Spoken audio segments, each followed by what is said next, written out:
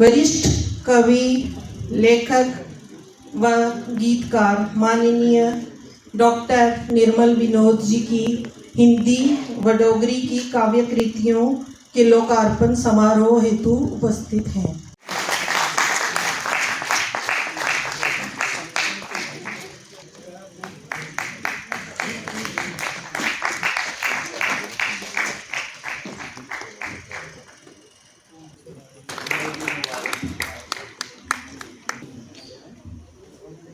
यहाँ बड़ी बड़ी विभूतियाँ उपस्थित हैं।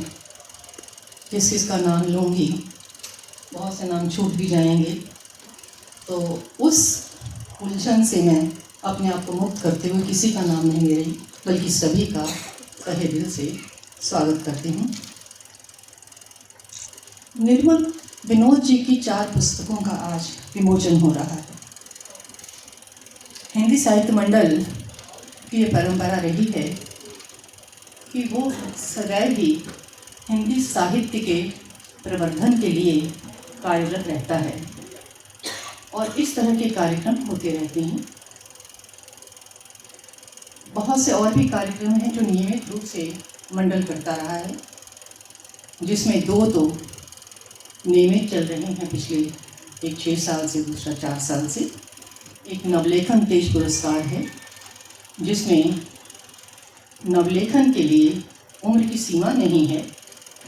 कोई भी व्यक्ति किसी भी विधा में पहली पुस्तक उस साल प्रकाशित करता है, वो भी इसके लिए अप्लाई कर सकता है। मैं निवेदन करना चाहूँगा, शुक्रिया आपने पूछा कि आज के दिन मेरी 4 पुस्तकें जो है उनका लोकार्पण हो रहा है।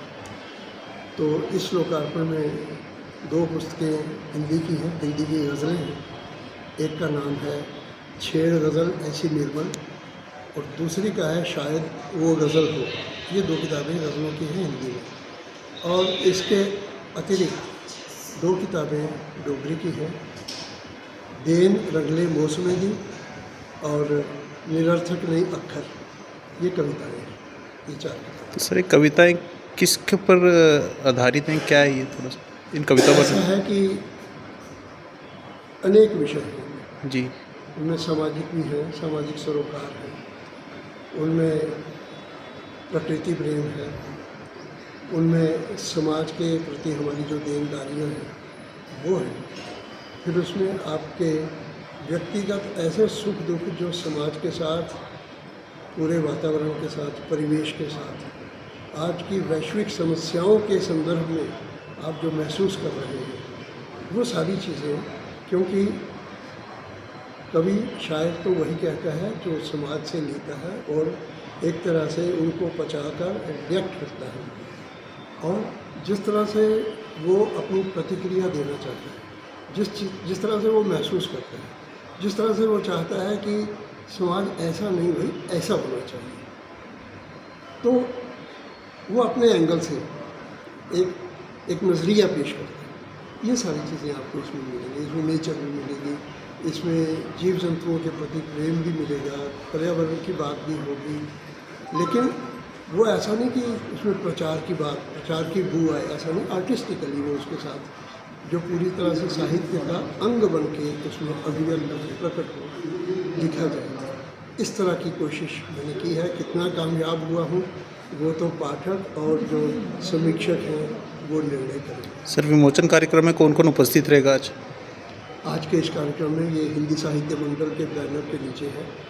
इसमें हमारे जो कुलपति हैं, पूर्व कुलपति जम्मू विश्वविद्यालय के प्रोफेसर R.D. शर्मा साहब, वे आज के अध्यक्ष हैं। प्रोफेसर ललित मुगोत्रा जी जो है वे खुद भी राइटर हैं, कवि हैं, कहानीकार हैं, डोगरी उनका ज़्यादा फील्ड है, तो वे आज के मुख्य अतिथि हैं।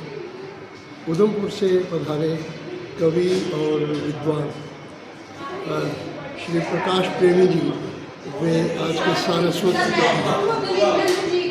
वे सारस्वत अतिथि हैं। सर, जो आपने कविताएं लिखी, इसमें आप किसी को श्रेय देना चाहेंगे? एक राइटर जब लिखता है उसके साथ और भी बड़े लोगों का योगदान रहता है। जी, ऐसा है कि समाज से हम जो कुछ लेते हैं, जैसे मैंने निवेदन किया, वो हम दे देते हैं। उस तरह से देखा जाए तो इन सब का योगदान कहीं ना कहीं पूरी परंपरा, जो भारतीय परंपरा है, उसमें हमारा वैदिक औपनिषदिक साहित्य और वो सारे संस्कार और परंपरा है, उसमें गुरुओं की परंपरा है, उसमें हमारा जो कहना चाहिए ब्राह्मण ग्रंथ है, जो महापुरुष हुए हैं समय समय पर, उनकी जो वाणियाँ हैं, उसमें संत ज्ञानेश्वर हो सकते हैं, कबीर महाराज हो सकते हैं, संत रविदास जी हो सकते हैं, वाल्मीकि महाराज, आप किस किस का नाम लेंगे। एक इतनी समृद्ध परंपरा है, और फिर अलगाया नहीं जा सकता कि ये आजकल हालांकि बहुत से लोग उनको अलग अलग कर रहे हैं। वो बड़ी बदकिस्मती है कि हम अपने जो पूर्वज हैं उनको बांट रहे हैं अपने क्षुद्र स्वार्थों के कारण, और हमने उनको डिब्बों में, कहना चाहिए खांचों में बंद कर दिया है। और ये हमारे लिए बड़ी जानलेवा और घातक सिद्ध होने वाली, देश के लिए ये घातक सिद्ध होने वाली चीज़ है कि कोई कहे कि ये रविदास जी फलां एक सेक्ट के हैं, डॉक्टर अम्बेडकर फलां, अरे उन्होंने कितना काम किया, उनकी कितनी कहना चाहिए योग्यता थी, कितनी प्रतिभा थी, संसार मानता है आज। तो हम अगर इस तरह से उनको खांचों में बंद कर देंगे तो अपने पाँव पर कुल्हाड़ी मारेंगे। मैं ये कहता हूँ कि सारी परंपरा जो है, ये सब पूर्वज हमारे हैं, और उन सब का दाय है, उन सब ने हमें दिया है, और उसके लिए हम उनके ऋणी हैं। वो ऋण हम कभी चुका नहीं सकते।